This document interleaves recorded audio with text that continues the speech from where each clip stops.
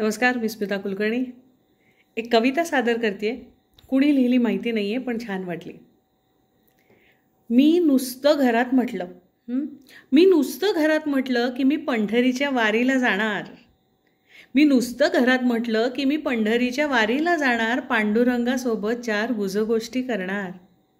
दुःखाचं वाळवंट माझं इंद्रायणीत भिजवणार आणि सुखाच्या रिंगणात भान हरपून फिरणार.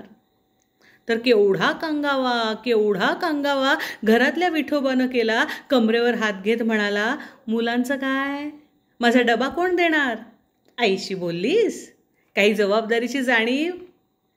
नुसता माझ्या नावानं मुक्त घोष केला, नुसता माझ्या नावानं मुक्त घोष केला. कारण मी नुसतं घरात म्हटलं की मी पंढरीच्या वारीला जाणार. सासूबाईंनी तर पार आवडीचं मौनच घेतलं. टाळ चिपळ्यांच्या आवाजानं अख्खं स्वयंपाक घर दुमदुमलं. का तर मी नुसतं घरात म्हटलं की मी पंढरीच्या वारीला जाणार. छोटी मुक्ताई वाट अडवून उभी राहिली. मोठ्या जनीनं व्याकुळ नजर दिली. आईच्या टाहोचा एकच गजर झाला. कारण मी नुसतं घरात म्हटलं की मी पंढरीच्या वारीला जाणार. दारातली तुळस थरथरली. म्हणाली, अगं पाणी कोण घालणार. कपडे वाळत घालताना मन कोण मोकळं करणार.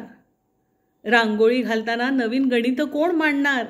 हो, तिनंही रांगोळीनंही ऐकलं होतं की मी नुसतं घरात म्हटलं की मी पंढरीच्या वारीला जाणार.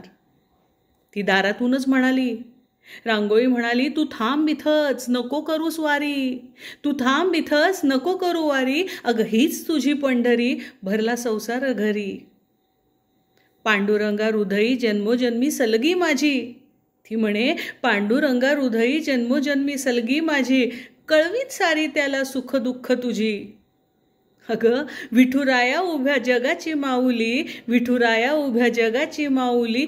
तुझ्या रूपानं त्याची घरी वावरते सावली. तू नुसतं आज म्हणालीस की तू पंढरीच्या वारीला जाणार. पण अगं माऊली विना हा गाभारा मात्र रिता होणार. नको जाऊस, हीच तुझी पंढरी. कविता कशी वाटली नक्की सांगा. पुन्हा भेटूया.